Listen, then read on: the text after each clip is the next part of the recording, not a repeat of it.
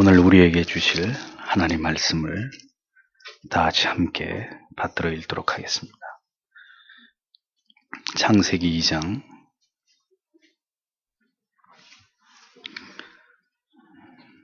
10절에서 17절까지의 말씀입니다. 다 함께 읽겠습니다. 강이 에덴에서 발원하여 동산을 적시고 거기서부터 갈라져 네 근원이 되었으니 첫째의 이름은 비손이라.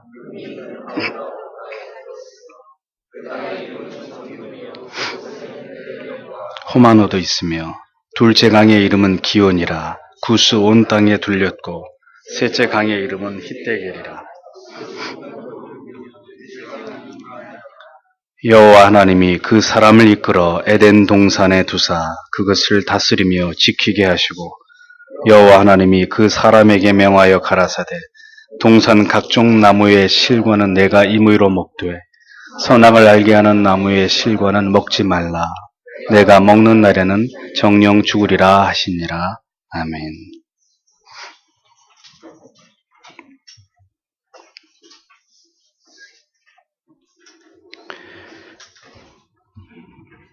오늘도 우리는 하나님의 말씀을 듣기 위해 이 자리에 모였습니다.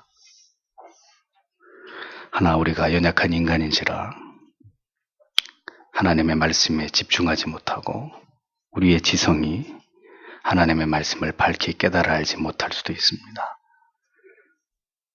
그러니 이 시간에도 하나님의 말씀을 듣기 전에 성령께서 우리를 도와주셔서 하나님의 말씀에 주의를 기울여 그 말씀을 잘 듣고 깨닫고 우리의 마음에 새기도록, 또 하나님의 말씀을 전하는 목사를 하나님께서 붙들어 주셔서 사람의 말이 아닌 하나님의 말씀을 올바로 선포하도록 성령께서 우리 모두를 조명하여 주시고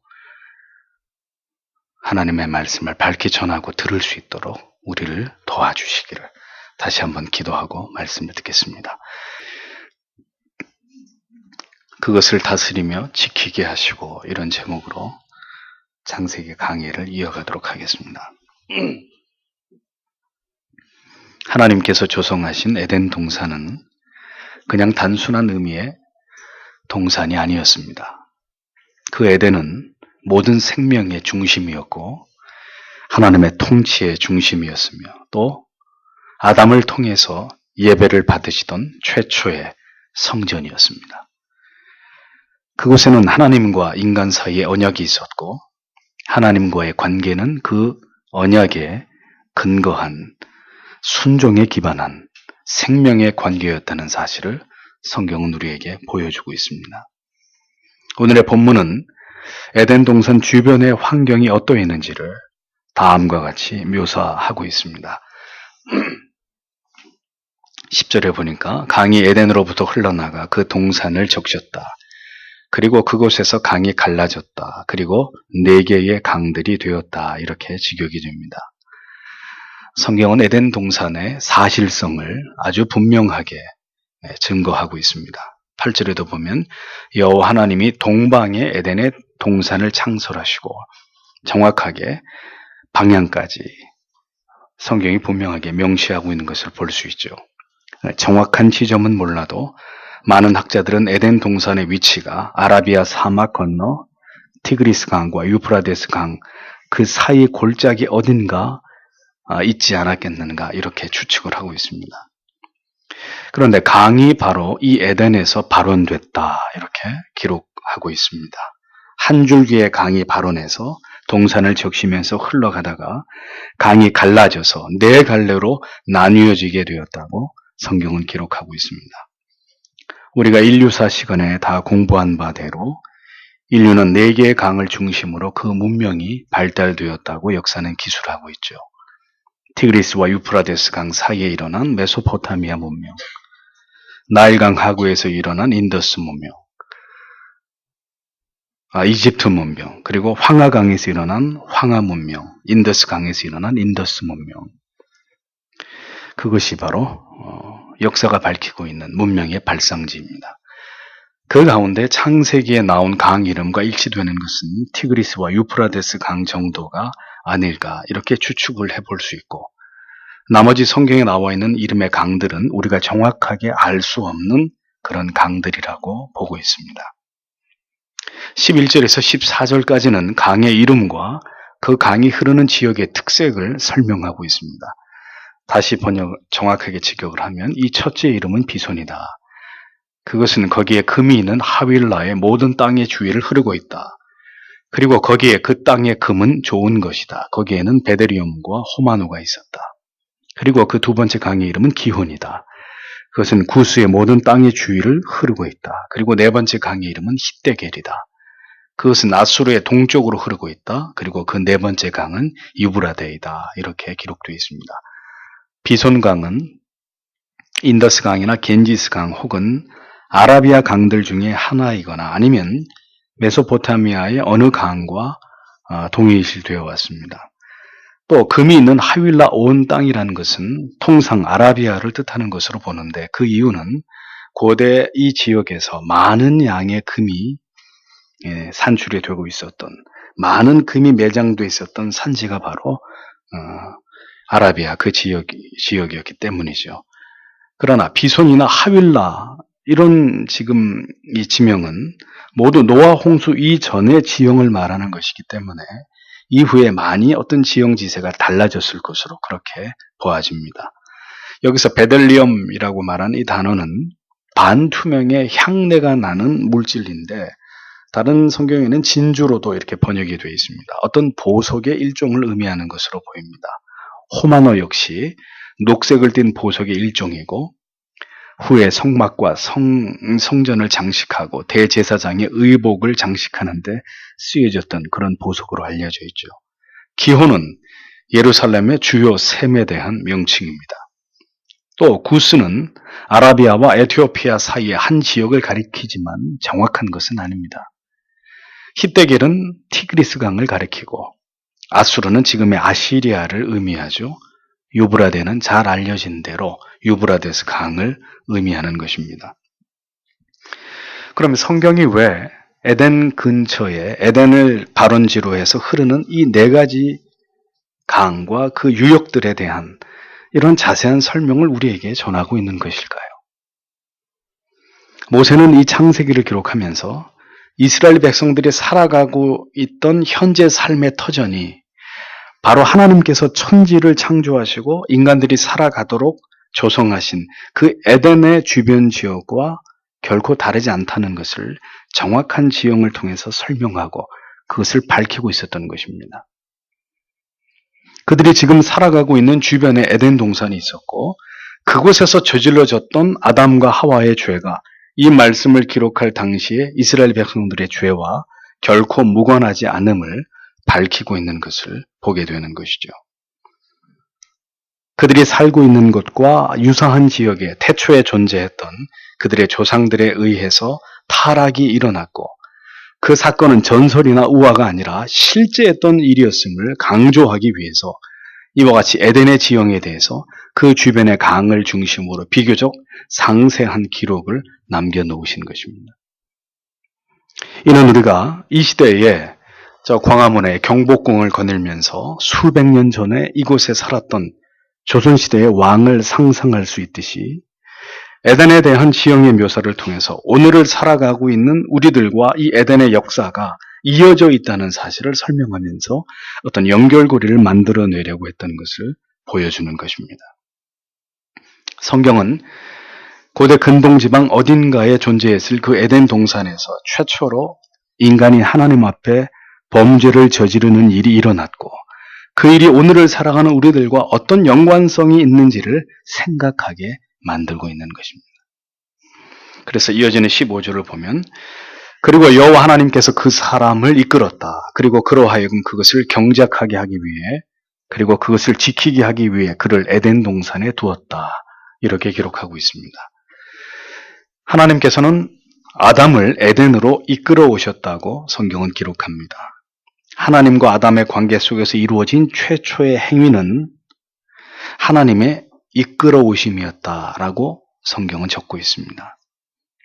이끌어라고 번역된 히브리어 이카흐라는 단어는 취하다, 데리고 오다, 지정해 두다. 이런 의미로 육체적으로 아담을 이끌었다는 의미가 아니라 정신적으로 그리고 전인적으로 그를 이끌어서 하나님이 그가 있기를 원하시는 장소로 아담을 인도해 오셨다는 것을 의미하는 것입니다.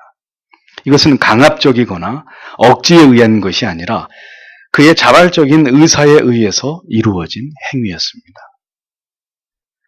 이를 통해서 볼 때 타락하기 이전에 하나님과 인간의 완벽한 협력과 하나님의 뜻에 대한 인간의 어떤 전적인 자발적 복종의 이 견고한 관계 속에 있었다는 사실을 우리에게 알게 해주는 대목입니다.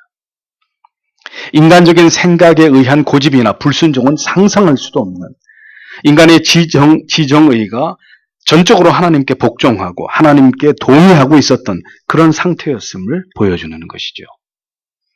타락하기 이전에 하나님과 아담의 관계가 어떠하였을지에 대한 모든 타당한 생각은 바로 이 한 단어를 통해서 충분히 우리에게 설명되고 있는 것을 보게 되는 것입니다. 거역이라고 하는 것은 생각할 수 없는 관계. 인간만의 자기 생각이라고 하는 것은 존재하지 않았던 인간의 모든 생각이 하나님의 뜻을 반영하고 있었고 인간의 모든 의지가 하나님의 뜻을 받들어 수행하기 위한 만반의 준비가 되어 있었고 인간의 감정은 언제나 하나님으로 기뻐하고 하나님의 뜻을 이행하고 있다는 사실에 대한 감격과 어떤 희열과 보람으로 충만했던 그 모습이 바로 하나님의 형상을 따라 지음을 받았던 인간의 모습이었다는 것을 성경은 우리에게 말씀하고 있는 것입니다.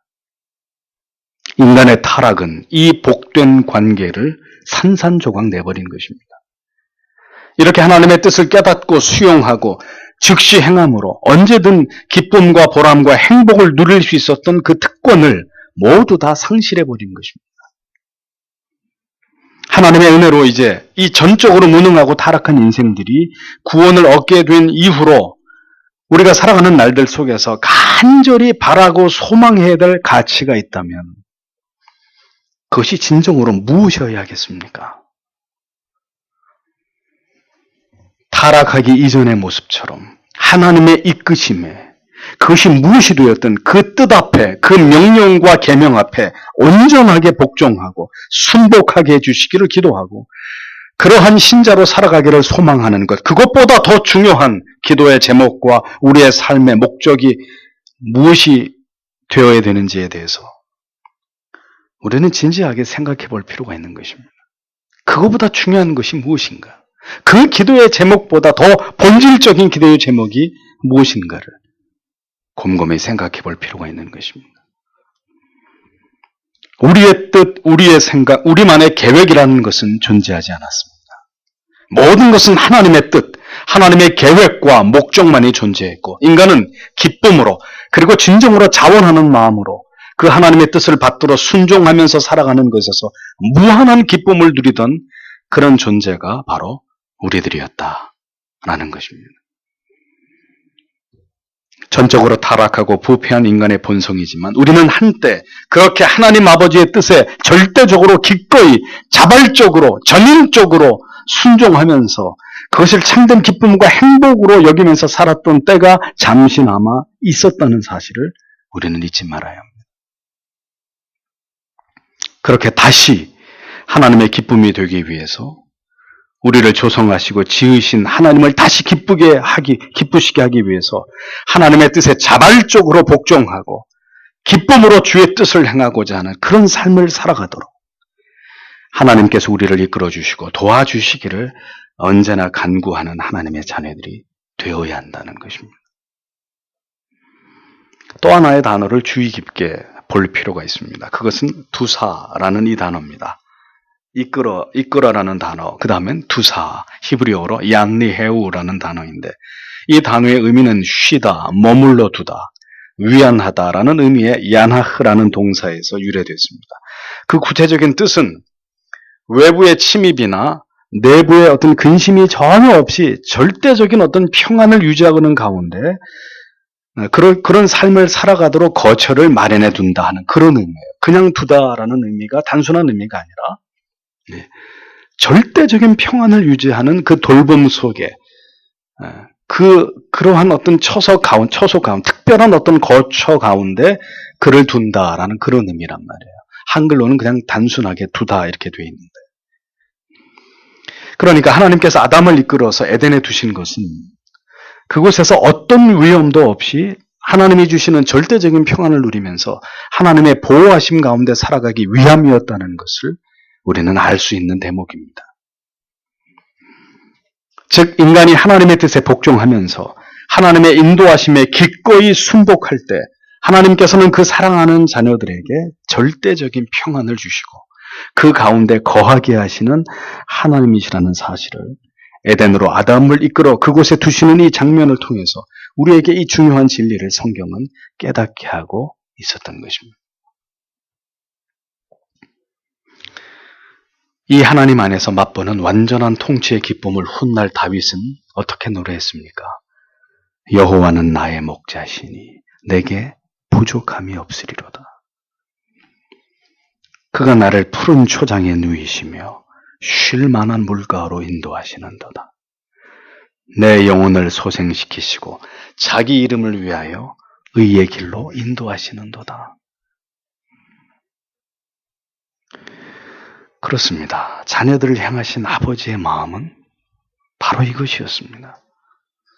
언제나 우리에게 주신 지정의를 통해서 우리가 즐겨 자원하여 하나님의 뜻에 복종함으로 언제나 하나님께서 우리를 인도하시는 그 절대적인 평안 속에서 그 하나님의 완전하신 통치하심 속에서 기뻐하며 거하는 것이 인간을 지으신 하나님의 궁극의 뜻이었다는 것을 우리는 말씀을 통해서 깨닫게 되는 것입니다.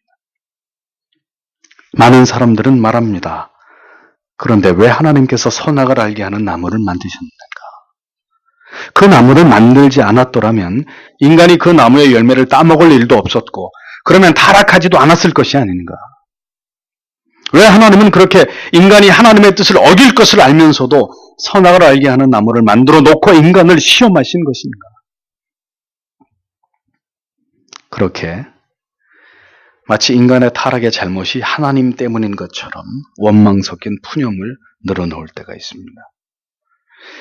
그러나 선악을 알게 하는 나무가 존재했다는 것은 바로 인간을 그만큼 존중하고 하나님을 향한 사랑과 신뢰와 복종은 철저하게 이타적인 것이 아니라 자발적인, 강제적인 것이 아니라 자발적인 것인 것을 하나님께서 인간에게 원하셨다는 것을 알게 해주는 부분입니다.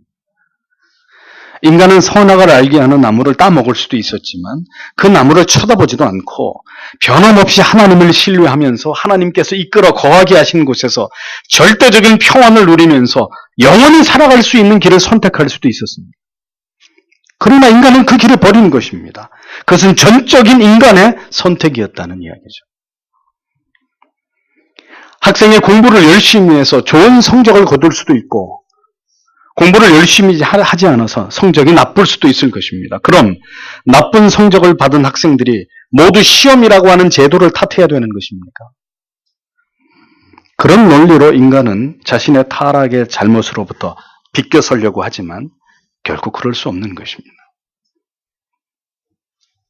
우리들의 삶도 마찬가지입니다. 우리가 하나님의 말씀을 통해서 정교하게 하나님의 뜻을 이해하고 깨달음으로 기꺼이 즐거움으로 그 뜻에 복종하고 순복하면 우리의 삶은 하나님께서 이끄셔서 두게 하신 곳에서 그 하나님이 우리에게 주시려고 했던 절대적인 평안과 기쁨과 행복을 맛보면서 그렇게 하나님만을 영화롭게 하는 삶을 살아갈 수 있었을 것입니다. 그러나 어리석고 무지한 인간들은 죄 가운데 태어나서 철저하게 우리의 지정의가 죄로 인해 막혀 있었던 상태로부터 인생을 시작하게 되는 것입니다. 그러니 태어나면서부터 우리는 엄청난 죄들을 범하면서 우리의 인생을 출발하게 되는 것이죠. 아이들을 보십시오. 물론 이쁘고 사랑스러울 때도 있지만 우리는 그 아이들의 모습 속에서도 죄성을 보지 않습니까? 부모에게 반항하고 자기의 뜻대로 되지 않으면 거칠게 그것을 표현하는 어떻게 어린 아이의 모습 속에서 저런 면들이 나타날 수 있을까 하는 그런 면들을 보는 것입니다. 그것이 다 무엇입니까? 죄입니다. 그 안에 있는 죄성이란 말이에요. 우리의 타락한 본성이 이렇게 어릴 때로부터 우리 안에서 발현되는 것입니다. 그러니 먼지보다도 더 많은 죄를 뒤집어 쓰고 그렇게 인생이 출발하는 것은 당연한 것이라는 거죠. 그 모든 무지 속에서 벌어진 우리의 불순종과 고집으로 인한 죄는 고스란히 우리의 인생에서 우리가 겪어야 되는 고난으로 찾아오게 되는 것이고, 여전히 미련하고 어리석어서 우리의 생각과 고집대로 우리의 인생을 살아가려고 할 때 하나님의 깨닫게 하시고 돌이키게 하시는 채찍은 때때로 우리의 삶의 가혹한 고통으로 찾아오기도 하는 것입니다. 인생은 어리석게도 그렇게 하나님의 뜻을 분별하고 이해하지 못함으로 인생의 많은 시간들을 고통과 괴로움과 한숨과 후회로 채워가는 삶을 살아갈 수밖에 없는 것이죠. 그러므로 우리가 이와 같은 창세기의 말씀을 접하면서 우리의 마음에 깊이 각인되어야 될 진리의 깨달음은 무엇이 되어야겠습니까? 하나님을 바로 알고 진리 속에서 하나님의 기뻐하시는 뜻이 무엇인지를 날마다 올바로 깨달아가므로 그 뜻에 순종하고 자발적으로 그리고 전인적으로 우리가 하나님의 뜻에 순복하면서 그렇게 우리의 인생을 행하기 위해서 최선을 다해야 되는 것입니다. 우리의 인생과 삶이 그것을 지향하게 해주시기를, 그렇게 우리의 삶을 붙들어 주시기를, 죄의 모든 유혹을 멀리하고 나를 이 땅 가운데 지어주신 하나님의 뜻을 위해서 살아가도록 그렇게 온전하게 그 길을 갈 수 있도록 우리를 붙들어 주시기를 우리는 날마다 하나님 앞에 기도해야 되는 것입니다. 그 목적을 위해서 공부하고 사회에 진출을 하고 그리고 그 목적을 위해서 그 목적을 함께 이루어갈 신실한 배우자를 만나고 그리고 그 목적을 이루어가기 위해서 가정을 이루고 그 목적대로 살아갈 자녀로 양육하고 그렇게 주의 말씀으로 우리의 모든 인생의 원리를 삼아서 그렇게 살아가는 것이 참된 신자의 삶이라는 것입니다. 성도가 걸어가야 되는 인생의 좁은 길이라는 것입니다. 이 목적에서 벗어날 때 인간의 모든 불행과 괴로움과 고통과 갈등은 시작되는 것입니다. 오늘 당신이 죽을 만큼 힘든 이유가 무엇 때문이겠습니까? 바로 이 목적성을 지향하고 살아가고 있지 않기 때문입니다. 당신의 삶이 행복과 보람으로부터 동떨어진 너무도 불행하고 고통스러운 삶을 살아가고 있는 이유는 바로 지금 당신의 삶이 아담을 지으시고 그를 이끌어서 에덴에 두신 그 하나님의 뜻에 온전히 순종하고 있지 않기 때문이라는 것을 여러분은 분명히 기억해야 합니다. 그러므로 다시 돌아가야 되는 것이죠. 다시 우리의 자리로, 원래 하나님의 자녀의 자리로 돌아가야 하는 것입니다. 원래 그렇게 하나님의 뜻에 내 모든 뜻을 맞추고 내 모든 것이 하나님을 기쁘시게 하기를 원했던 그 마음으로, 그 설레이던 사랑으로 다시 돌아가야 되는 것입니다. 에베소 교회를 향한 주님의 책망은 무엇이었습니까? 요한계시록 2장 4절과 5절에 그러나 너를 책망할 것이 있나니 너의 처음 사랑을 버렸느니라. 그러므로 어디서 떨어진 것을 생각하고 회개하여 처음 행위를 가지라. 만일 그리하지 아니하고 회개치 아니하면 내가 네게 임하여 내 촛대를 그 자리에서 옮기리라 라고 주께서 말씀하셨습니다. 처음 행위라고 했습니다. 아담이 그렇게 하나님을 절대적으로 신뢰하며 그 뜻에 전적으로 순종하여 따르던 그 모습, 그리고 하나님께서 그런 그를 지극히 사랑하셔서 절대적인 평안으로 누구도 해할 수 없는 안전한 곳에서 그를 보호하시고 지키시던 그때, 우리 죄인들은 모두 그 때를 그리워해야 되는 것입니다.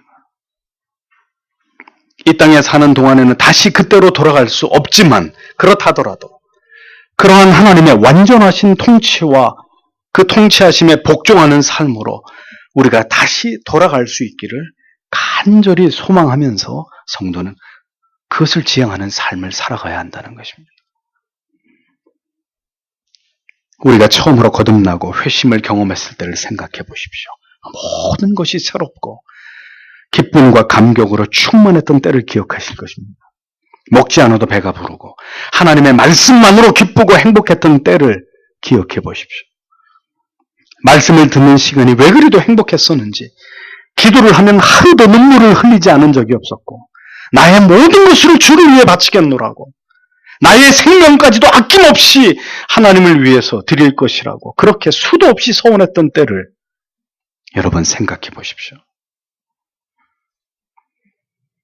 연인들이 사랑으로 불타올랐을 때를 기억해 보십시오. 그렇게 죽을 만큼 사랑해서 결혼을 했고 가정을 이루었습니다. 그런데 서로에게서 매력적이고 사랑스러운 모습보다는 이제 싫고 밉고 짜증스러운 모습들을 더 많이 보게 되면서부터 서로를 갈망하던 마음은 어떻게 되었습니까?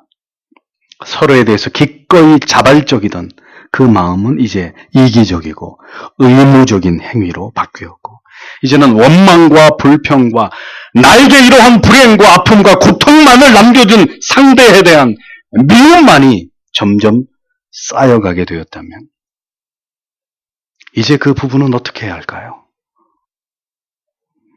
이제 그만 모든 관계를 끝내버려야 하는 것입니까? 나를 지으신 하나님, 우리를 부부로 만나게 하신 아버지, 부디 하나님의 뜻에 순복할 수 있도록 우리의 마음을 돌려주시기를 원합니다. 부디 우리를 지으신 당신의 뜻에 이제 우리의 모든 고집을 꺾고 내 자신만을 생각해오던 그 좁은 이기심과 자기애를 모두 버리고 하나님의 뜻에, 하나님의 통치에 순복하여서 그 처음의 모습을, 그 사랑을 회복할 수 있도록 하나님 도와달라고 묵묵히 기도해야 되는 것입니다. 하나님, 이제 다시 하나님께로 돌아가겠습니다.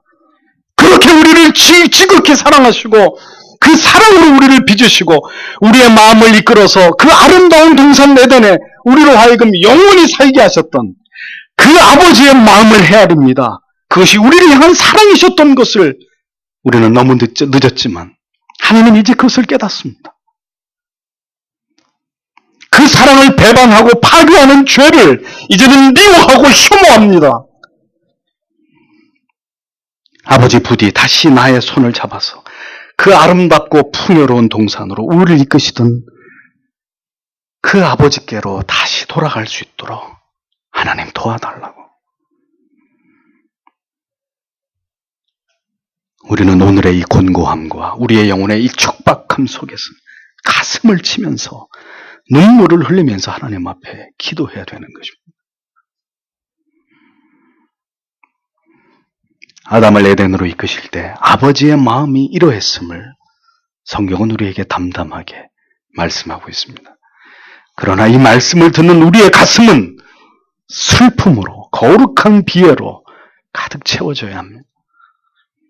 우리가 왜 그 아름답고 복된 관계를 잃어버렸습니까?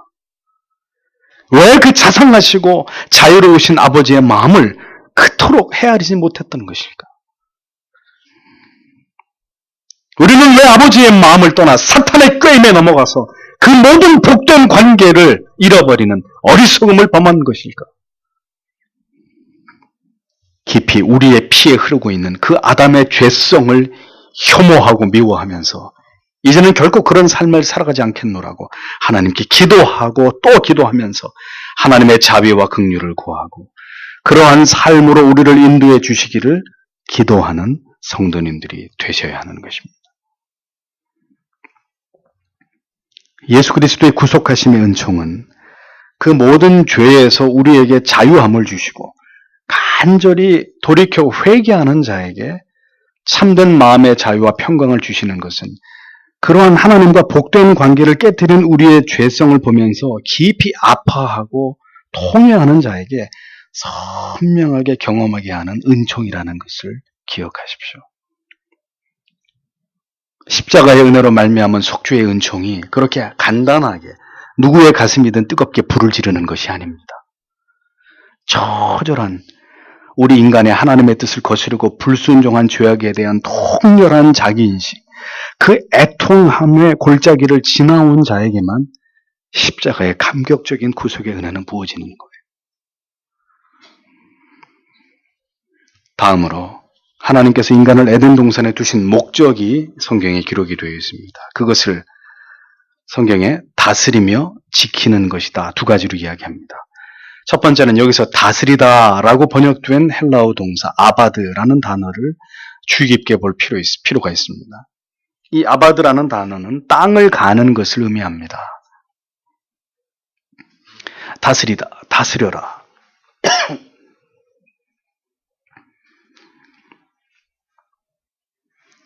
여기서 다스리다로 번역된 단어 아바드, 이 땅을 간다라는 이 의미를 통해서 생각해 볼 때 인간이 타락하기 전에도 일종의 무엇이 존재했다는 겁니까? 일이 있었다는 것을 알 수 있습니다. 또 지키게 하시고라고 번역된 레쇼메라흐, 지키다, 방어하다, 울타리를 치다, 보존하다 이런 여러 의미를 가진 단어입니다.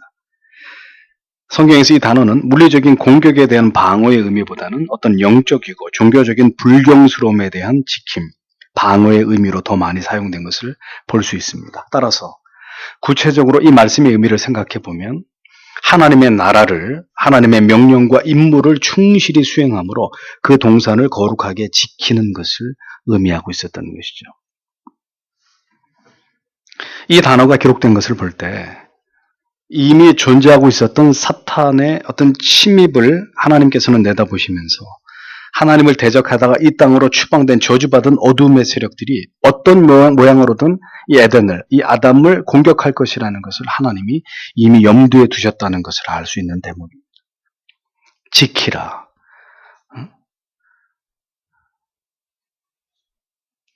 그러하기에 다스리다라는 단어에 이어서 곧바로 지키다라는 단어가 창세기에 사용되고 있는 것을 보게 되는 것이죠.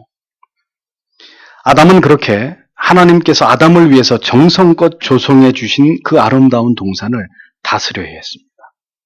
그리고 지켜야 했습니다. 그것이 그가 그곳에 존재하는 이유이고 하나님께 부여받은 사명이었습니다.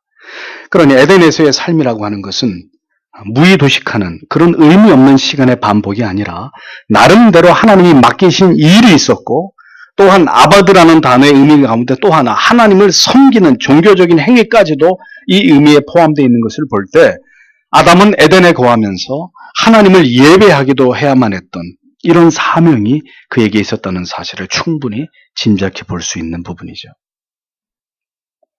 타락하기 이전의 인간에게 일의 개념은 이렇게 하나님을 섬기는 목적에 의해서 이루어진 것임을 알 수 있습니다.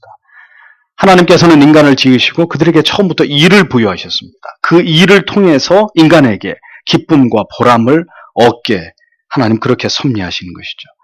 그러나 그 일이라고 하는 것이 타락 이후에 땅이 가시와 엉겅퀴를 내면서 매우 육체적으로 힘든 노동의 개념으로 그 일이 노동으로 바뀌어진 것을 우리가 생각하게 되는 것입니다.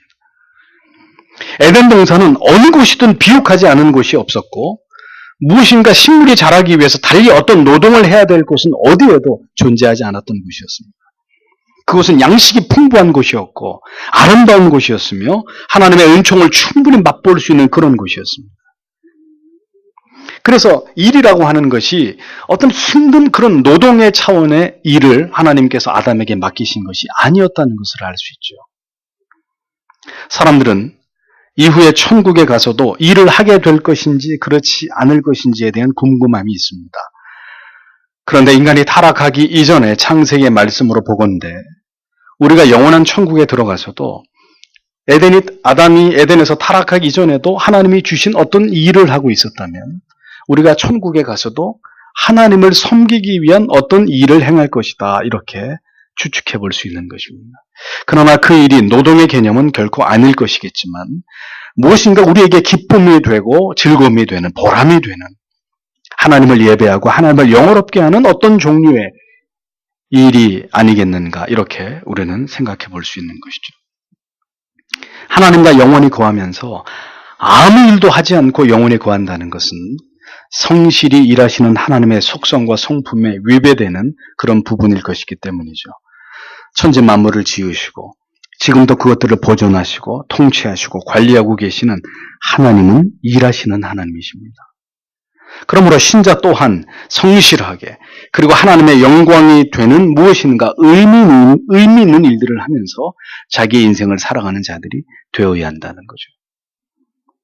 적어도 우리가 살아가면서 행하는 모든 일들이 하나님께서 우리에게 맡기신 일이다, 이런 자부심을 느끼게 할 수 있는 그런 일들을 행하면서 성도는 살아가야 합니다. 하나님께서 아담에게 주신 일의 올바른 개념은 자기의 생계만을 위한 일이 결코 아니었습니다.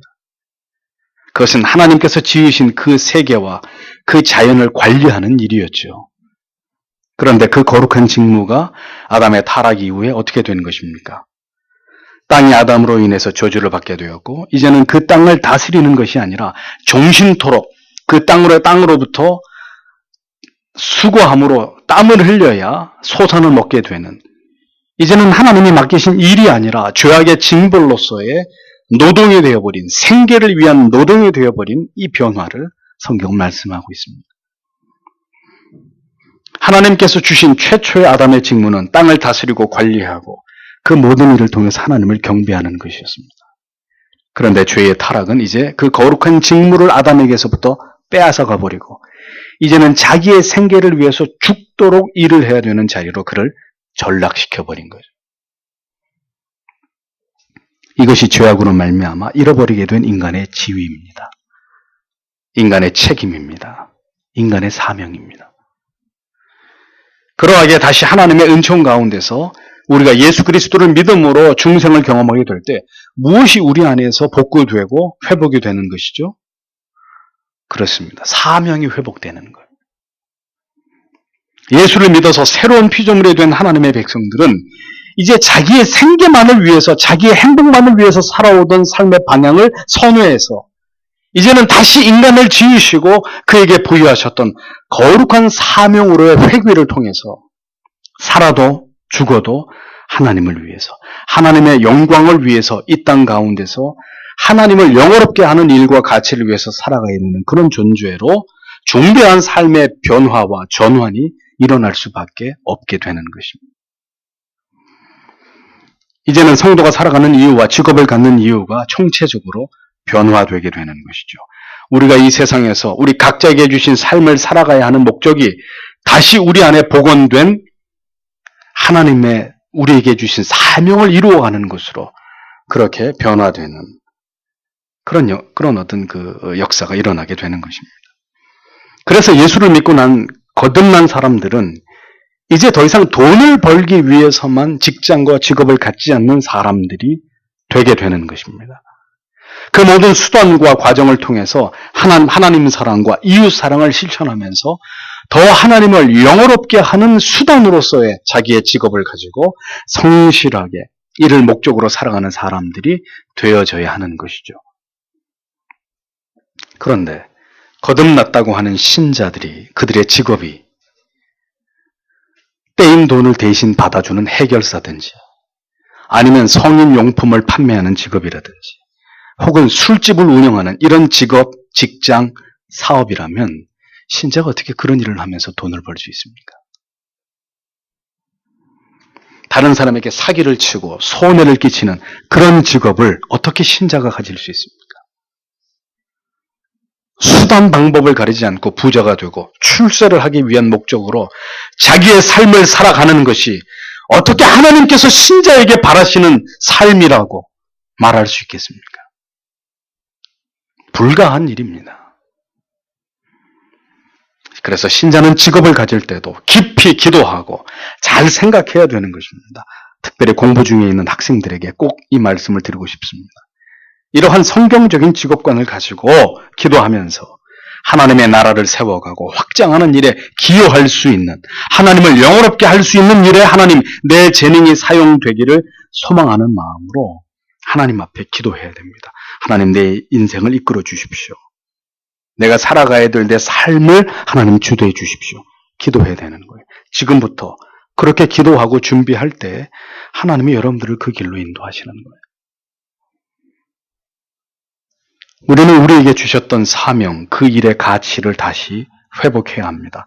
노동의 개념이 아니라 하나님이 나에게 맡기신 사명, 일로서의 그 개념, 그것을 생각하면서 그것을 위해서 보람있고 가치있게 하나님을 영원롭게 하는 목적을 위해서 살아가는 신자들이 되어야 한다는 것. 또 어떤 일을 하든지 그러한 목적을 가지고 하나님 앞에서 그 모든 일들을 성실하게 수행하는 그리스도인들이 되어야 하는 것이죠.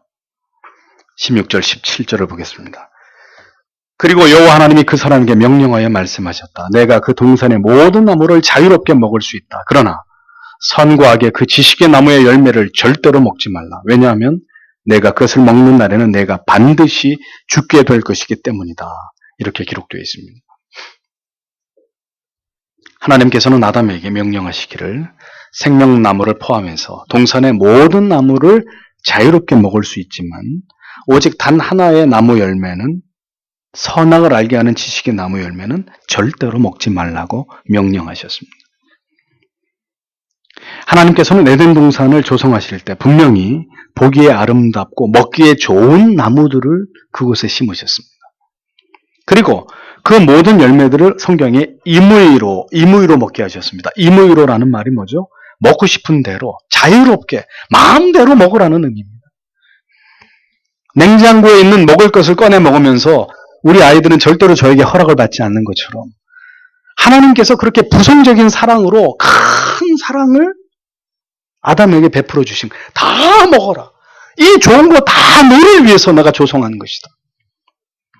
단 하나만 쳐다보지도 말고 먹지도 말아야 된다. 하나님 그렇게 하나의 규정을 세우신 거죠. 언제나 자녀들을 위해서 가장 좋은 것을 주고 싶어 하시는 그것이 하나님의 마음입니다. 그 명령 안에서, 그 법 안에서는 모든 것을 마음대로 누리고 기뻐하고 즐거워할 수 있게 하신 것이 하나님이 세우신 최초의 법령이었습니다. 모든 것이 풍족했습니다. 선악을 알게 하는 나무 외에 다른 먹을 나무가 별로 없어서 선악을 알게 하는 나무를 따먹은 게 절대로 아니란 말이에요.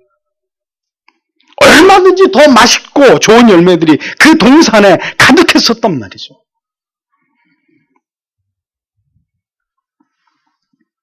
풍요를 통제하지 못하는 것이 죄악입니다. 자유를 올바르게 선용하지 못하는 것이 인간의 죄성입니다.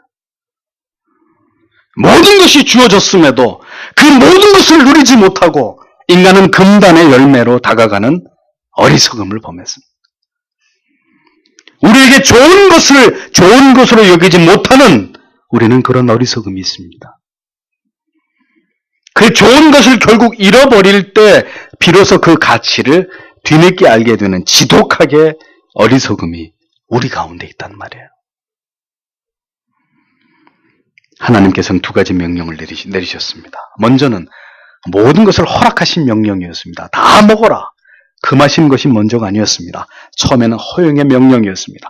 허락이 먼저였습니다. 그 다음이 금령이었습니다. 결코 먹지 말라.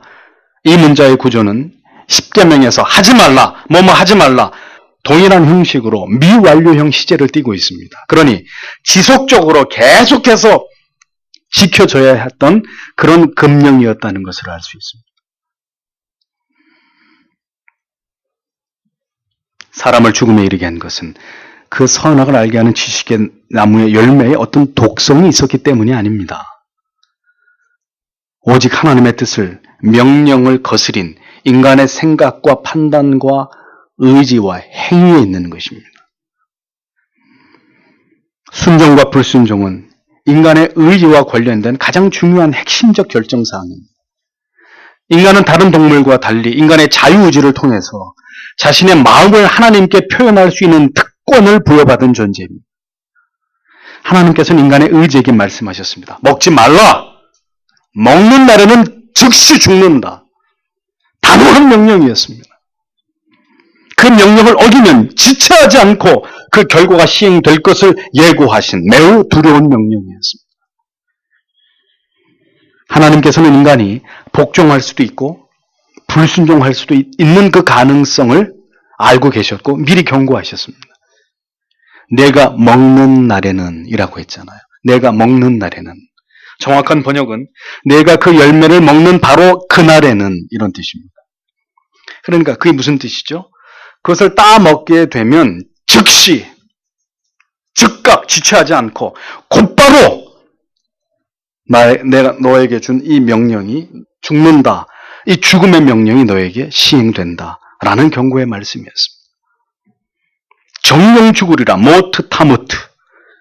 너는 반드시 죽을 것이다. 분명히 죽을 것이다. 확실히 죽을 것이다. 죽음을 뜻하는 무트라는 이 단어는 구약 성경에 850회나 등장합니다. 생명을 잃는다는 의미입니다. 형벌로 인한 죽음, 사형을 의미하는 것입니다. 자연적인 육체의 죽음을 가리킵니다. 그리고 영적인 사망, 하나님과의 완전한 끊어짐, 그것을 무트라는 단어는 의미하고 있습니다. 죽는다, 끊어진다. 이 무트의 시제는 진행형으로 아담만 죽는 게 아닙니다. 그의 모든 후손들까지 죽음에 이르게 된다는 것을 의미하고 있는 무서운 단어입니다. 그것이 바로 죄입니다. 악입니다. 죽을 줄 알면서도 담대하게 범하는 것, 그것이 바로 죄악인 것이죠. 하나님과 영원히 끊어질 줄 알면서도 그 길에서 떠나지 못하는 것, 그것이 치명적인 유혹이고 그것이 죄악인 것입니다. 인간은 동산에 있던 모든 먹기 좋은 아름다운 실과들을 모두 거부하고 정령 죽으리라 선언하신 그 하나님의 명령을 어기고 기어이 그 금단의 열매를 따먹은 것입니다. 그렇게 죄의 유혹은 깊고도 치명적이고 너무도 유혹적이라는 것을 성도 여러분, 절대로 잊어서는 안 됩니다. 여러분 중에 지금 그 길이 분명히 하나님이 기뻐하시는 길이 아님에도 고집스럽게 그 길을 가고자 하는 자가 있다면 부디 돌이키시기를 바랍니다. 그 길은 절대로 행복의 길이 아니고 정령 죽으리라. 그 길은 반드시 하나님과 끊어지는 징벌이 있는 길이라는 사실을 여러분 분명히 깨달으셔야 합니다.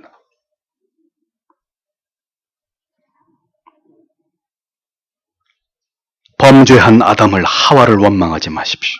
오늘 우리의 모습은 어떻습니까? 오늘도 여전히 그 죄악의 선악과는 우리 주변에도 존재합니다. 하나님이 금하신 것. 반드시 그것은 죄라고 말씀하셨는데도, 죽는다고 경고했는데도 인간은 그것을 향해서 손을 내밀고 있습니다.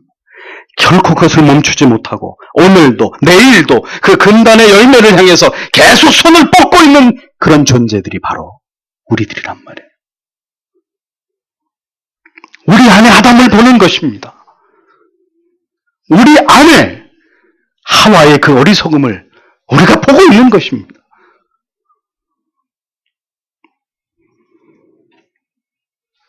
그리스도로 말미암은 속죄의 은총을 논하기 전에 정령 죽으리라 선명하게 우리에게 경고하셨던 그 하나님의 명령에 대해서 인간은 어떤 반응을 보였는지를 기억해야만 합니다. 이 준엄한 명령에 대해서 어찌 그리 쉽게 인간이 무너질 수 있었는지를 우리는 깊이 이 성경 말씀을 보면서 고민해야 합니다. 오늘도 하나님께서는 우리에게 여전히 말씀하십니다. 먹지 말라. 먹는 날에는 즉시 죽으리라. 아담이 이 명령을 가볍게 들었기 때문에 유혹에 넘어간 것이라면 우리 또한 결코 그 아담과 다르지 않은 자들입니다. 우리도 얼마나 자주 하지 말라 하신 하나님의 명령을 어기고 정령 죽으리라 하는 경고를 망각하고 죄악으로 달려가고 있습니까? 그것이 인간입니다. 그것이 인간이 가진 죄성이고 그것이 이 모든 죄악이 불러온 영원한 단절에서 회복될 유일한 길이신 예수 그리스도가 우리에게 필요한 가장 중요한 이유가 되는 것이죠. 하나님의 명령을 어김으로 사망을 선고받은 자들, 그 단절의 고통이 무엇인지 아는 자만이 십자가의 위대함을, 그 사랑과 은총의 놀라운 것을 경험하고 깨닫게 되는 것입니다. 그리고 그 영원히 그 십자가를 붙들고 놓치지 않는 자가 될 수 있는 것이죠. 무엇보다도 나의 자랑은 오직 예수 그리스도의 십자가뿐이라는 그런 바울 사도의 고백을 담대하게 하나님 앞에 할 수 있는 것입니다. 하나님의 말씀을 여러분은 어떻게 듣고 있습니까? 오늘도 이 준엄하신 하나님의 말씀을 정령 죽으리라, 오늘도 영생과 영벌을 선포하고 있는 이 말씀에 대한 우리의 태도는 무엇을 보여주고 있는 것입니까? 진정한 믿음입니까? 아니면 하나님을 향한 기만입니까? 여러분이 이 명령을 들었더라도 달라지는 것이 있었을지를 깊이 고민해 보십시오. 창세기의 말씀 속에서 여러분은 하나님 아버지의 마음을 깊이 느낄 수 있어야 합니다. 우리를 창조하시고 우리를 에덴 동산으로 이끄셨을 때 그 아버지의 마음이 무엇이었는지를, 우리에게 준엄하고 지엄한 그 언약을 세우실 때 그 하나님의 마음이 어떠하셨는지를 우리는 생각해 보아야 합니다. 그리고 우리가 그 하나님의 마음과 지금 일치되는 삶을 살아가고 있는지, 아니면 그 마음으로부터 다시 점점 멀어져서 선악을 알게 하는 죄악의 금단의 열매를 향해서 또다시 다가가고 있는 것인지, 오늘도 이 말씀 앞에서 우리 자신을 돌아보아야 합니다. 그리고 기도해야 할 것입니다. 아버지요, 부디 하나님의 뜻대로 하나님이 기뻐하시는 길로 인도하여 주옵소서. 에덴은 잃어버렸지만 다시 하나님과 친밀함을 맛보고 누릴 수 있는 내 영혼의 푸른 초장과 쉴 만한 물가로 하나님 나를 이끌어 주시옵소서라고 여러분 하나님 앞에 간구하셔야 합니다. 그리고 그 모든 것 이전에 우리가 잊지 말아야 될 것은 결코 우리의 생각과 뜻을 고집하지 말고 반드시 우리를 지으신 아버지 하나님의 뜻에 반드시 순종하는 삶을 살아가야 한다는 바로 이 점입니다. 기도하겠습니다.